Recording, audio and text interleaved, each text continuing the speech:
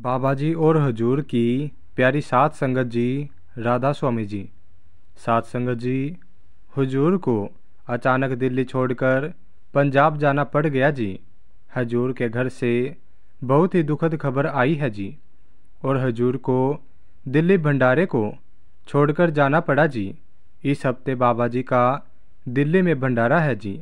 और परसों 5 मार्च को मुंबई सत्संग के बाद बाबा जी और हजूर जी दोपहर 2:30 बजे के आसपास दिल्ली पहुंच गए थे जी। कल बाबा जी और हजूर जी के दिल्ली में सवाल जवाब और ओपन कार दर्शन होने थे जी। लेकिन दिल्ली सत्संग से पहले ही हजूर जी को अचानक पंजाब के लिए रवाना होना पड़ा, क्योंकि उनके परिवार से एक दुखद समाचार आया था जी।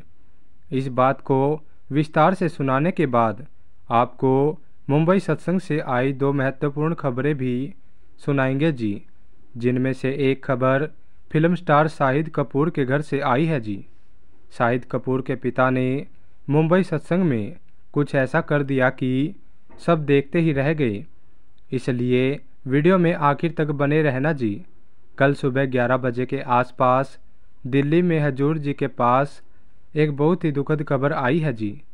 इस खबर के अनुसार हजूर जी के नाना जी ने चोला छोड़ दिया है जी। हजूर जी का ननिहाल गुरदासपुर में है और यह बात किसी के लिए नई नहीं हो सकती जी कि अपने नाना और नानी से सभी का कितना लगाव और करीबी रिश्ता होता है जी। जब यह खबर हजूर को मिली तो उन्होंने बाबा जी से गुरदासपुर जाने की अनुमति ली और हेलीकॉप्टर से दिल्ली से चंडीगढ़ होते हुए गुरदासपुर के लिए रवाना हो गए।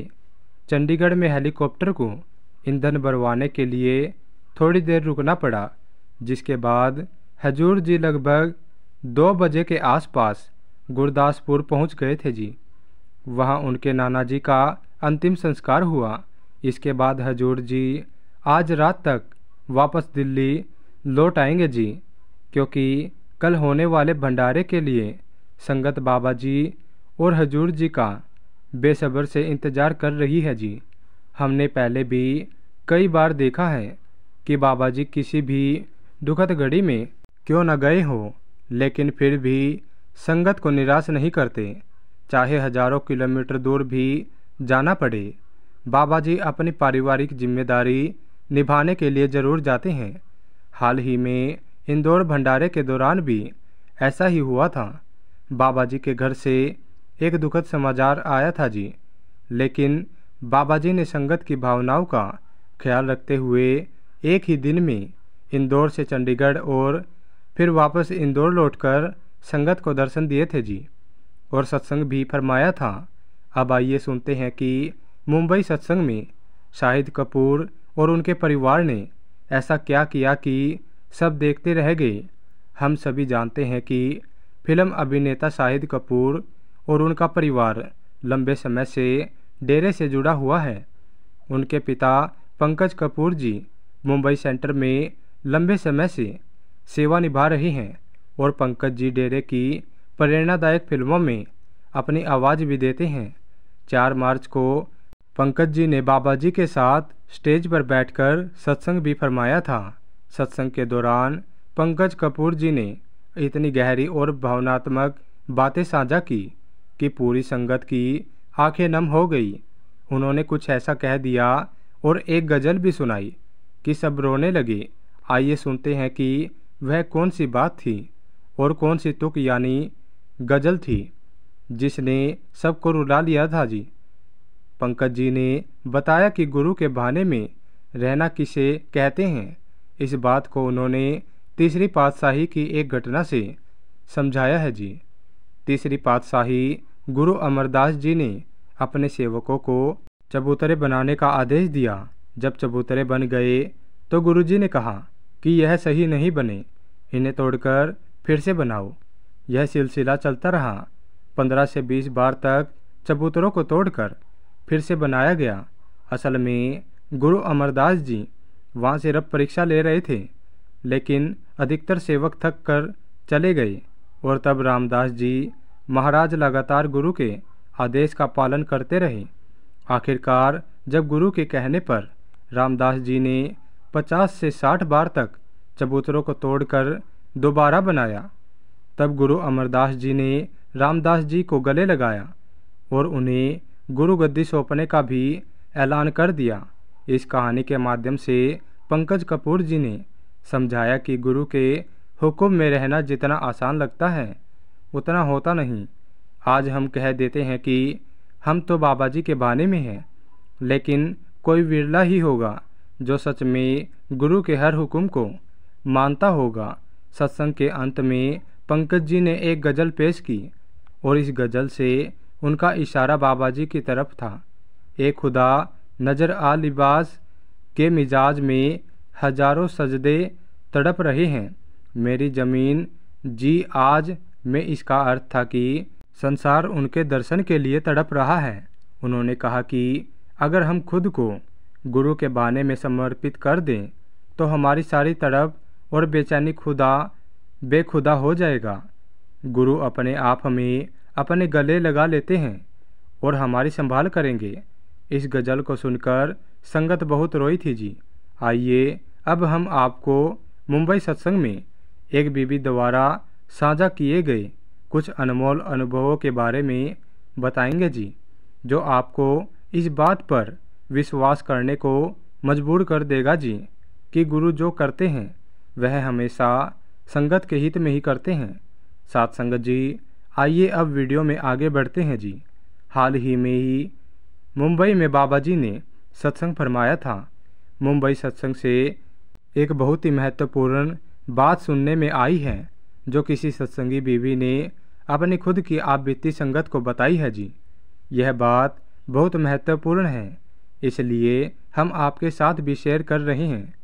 मुंबई सत्संग के दौरान एक बहन ने अपनी आप बीती साझा की कि कैसे उसने नामदान प्राप्त करने के लिए 5 बार प्रयास किया, लेकिन हर बार असफल रही। और इस असफल का जो कारण उसने बताया वह वाकई बहुत ही हैरान करने वाला था।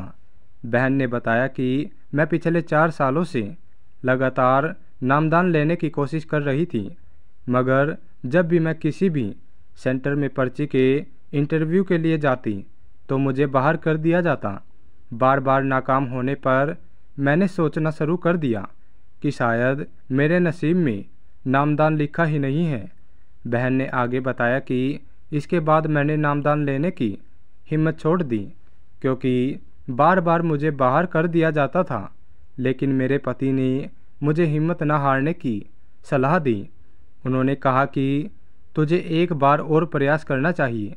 उनके समझाने पर मैंने पिछले महीने यानी कि फरवरी में डेरे जाकर 5वीं बार कोशिश की।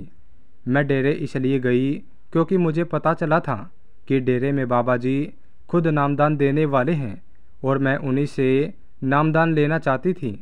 आखिरकार इस बार मेरी मेहनत रंग लाई और मुझे पिछले महीने नामदान की पर्ची मिल गई। लेकिन तभी मुझे पता चला कि बाबा जी नामदान देने नहीं जा रहे, बल्कि हजूर जी नामदान देने जा रहे हैं। और हुआ भी ऐसा ही। 10 फरवरी को हजूर जी ने ही मुझे और बाकी संगत को नामदान दिया। यह जानकर मैं थोड़ी मायूस हुई, क्योंकि मैं तो खास बाबा जी से नामदान लेने आई थी। लेकिन उसी समय मुझे एक बात समझ में आई कि 5 बार मैं नामदान लेने में असफल क्यों रही। और इसका एहसास मुझे वही संगत में बैठी एक बुजुर्ग और कमाई वाली माता जी ने कराया। हमारी बातचीत के दौरान जब मैंने उन्हें अपनी कहानी सुनाई कि मैंने कितनी बार कोशिश की और अब 6ठी बार में आकर पर्ची मिली, तो उन्होंने मुस्कुराते हुए कहा, बेटा ऐसा इसलिए हो रहा था क्योंकि तुझे बाबा जी ने नामदान देना ही नहीं था। तेरी जिम्मेदारी बाबा जी ने हजूर जी को सौंप दी थी। संत सतगुरु उन रूहों को नामदान देते हैं जिनकी जिम्मेदारी मालिक उन्हें देकर हमारे बीच भेजता है। और बाबा जी की लिस्ट में तेरा नाम नहीं था, तेरा नाम हजूर जी की लिस्ट में था। इसलिए हजूर जी से तुझे पहली बार में ही नामदान मिल गया। इसलिए पहले तेरी कोशिशों के बावजूद तुझे पर्ची नहीं मिली, लेकिन जैसे ही हजूर जी ने नामदान देना शुरू किया तुझे पहली ही बार में पर्ची मिल गई। उनकी यह बात सुनकर मेरे मन की सारी उलझन दूर हो गई। मुझे एहसास हुआ कि जिसको उसने नामदान देना है सिर्फ उसी को देगा। हम अपनी तरफ से बस कोशिश ही कर सकते हैं, बाकी उसकी मर्जी है। प्यारी साध संगत जी, बिल्कुल ऐसा ही एक और वाक्य कई साल पहले भी हुआ था, जब एक बहन को 10 बार प्रयास करने के बावजूद पर्ची नहीं मिली थी। लेकिन संयोग से देखिए, उसी दौरान उसके पति जो हाल ही में ही सत्संगी बने थे और जिनका उस समय नामदान लेने का कोई इरादा भी नहीं था, उन्हें पहली ही बार में बाबा जी से नामदान मिल गया था। इस पूरे वाक्य को भी हम डिटेल में सुनते हैं जी।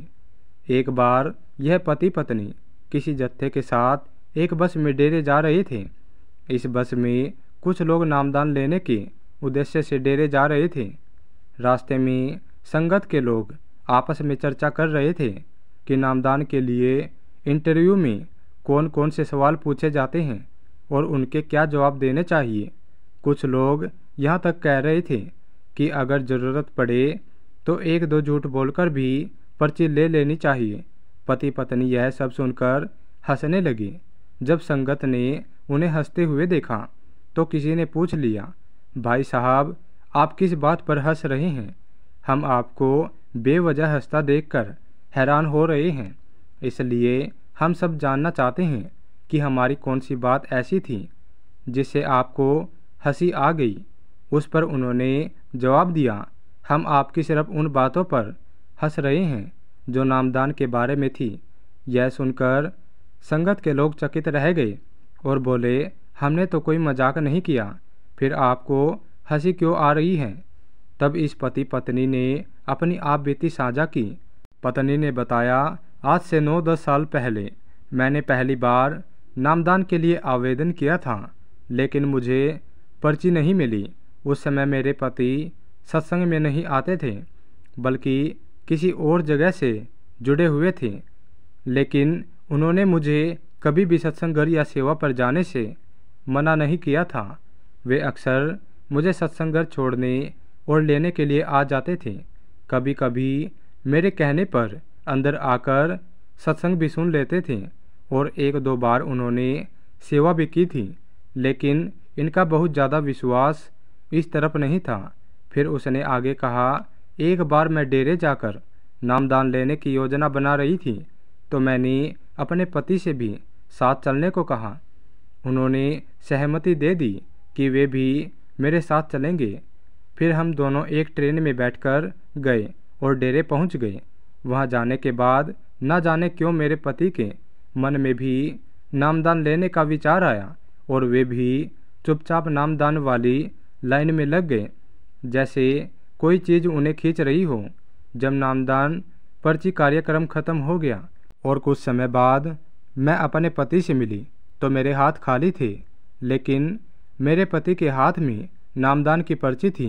पत्नी ने भावुक होते हुए कहा, यह देखकर मैं चौंक गई।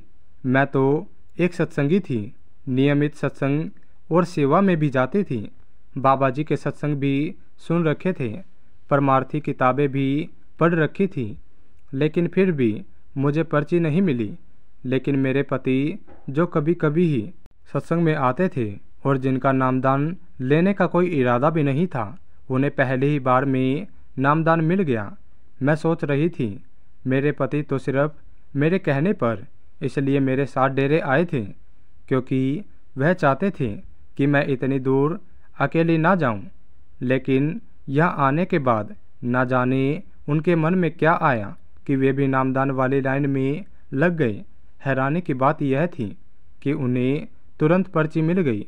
अगले दिन मेरे पति को नामदान मिल गया और हम दोनों वहाँ से वापस अपने घर पहुँच गए। इसके बाद मैं लगातार नामदान के लिए कोशिश करती रही, लेकिन बार बार मुझे बाहर कर दिया जाता था। 10 बार कोशिश करने के बाद भी जब नामदान नहीं मिला तो मैंने हिम्मत छोड़ दी। लेकिन फिर मेरे पति ने मुझे सलाह दी कि आखिर बार और कोशिश कर ले। पति की बात सुनकर मैंने 11वीं बार कोशिश की और इस बार मुझे पर्ची मिल गई। पर्ची को देखकर मैं रोने लगी और उस दिन मुझे समझ आया कि हम चाहे कितनी भी चालाकियाँ कर ले, अगर उसने पर्ची नहीं देनी तो फिर नहीं देनी, और अगर देनी है तो बिना हमारी चालाकी के भी हमें नामदान मिल जाएगा, जैसे मेरे पति को मिला। फिर इस बीवी ने संगत को बताया, हम आपकी बातें सुनकर इसलिए हंस रहे थे क्योंकि हम सोच रहे थे कि आप लोग कितने भोले हो। आप उसके साथ चालाकी खेलने की बातें कर रहे हो जिसने करोड़ों संगत को संभाल रखा है। हम अपने आप को तो धोखा दे सकते हैं, लेकिन अगर हम सोचें कि अपने सतगुरु को धोखा देंगे तो यह हमारी भूल है। सतगुरु भले ही हमें कुछ कहते नहीं, लेकिन हमारी रग रग को जानते हैं। बीबी की बात सुनकर बस में बैठी सारी संगत एकदम चुप हो गई और सबको समझ आ गया कि बाबा जी के सामने चालाकी नहीं चलने वाली। साथ संगत जी, यह बात बिल्कुल सही है कि जब हम नामदान लेने जाए तो हमें तैयारियां करके ही जाना चाहिए, क्योंकि यह परमार्थ का स्कूल है और यहाँ दाखिला लेने के लिए हमें इंटरव्यू की तैयारी करनी होगी। लेकिन अगर यह सोच ले कि अब तो हमें नामदान मिल ही जाएगा, तो ऐसा नहीं होता। अगर उसने नामदान देना है तो इस बीवी के पति की तरह बहाने से भी आपको अपने तक बुला लेगा, और अगर नहीं देना तो फिर हम कितनी भी कोशिश कर लें, नामदान नहीं मिलने वाला। लेकिन हमारा काम है कोशिश करना, देना या ना देना उसकी मौज है। साथ संगत जी, अब वीडियो को समाप्त करते हैं जी। मेरी संगत से विनती है, अगर वीडियो अच्छी लगी तो लाइक करें और वीडियो को ज़्यादा से ज़्यादा शेयर कीजिए, और कमेंट में राधा स्वामी लिखना मत भूलना जी। अगर चैनल पर पहली बार आए हैं तो हमारे चैनल को सब्सक्राइब ज़रूर करना जी। साथ संगत जी, मिलते हैं एक और नई वीडियो के साथ, तब तक के लिए प्यार भरी राधा स्वामी जी।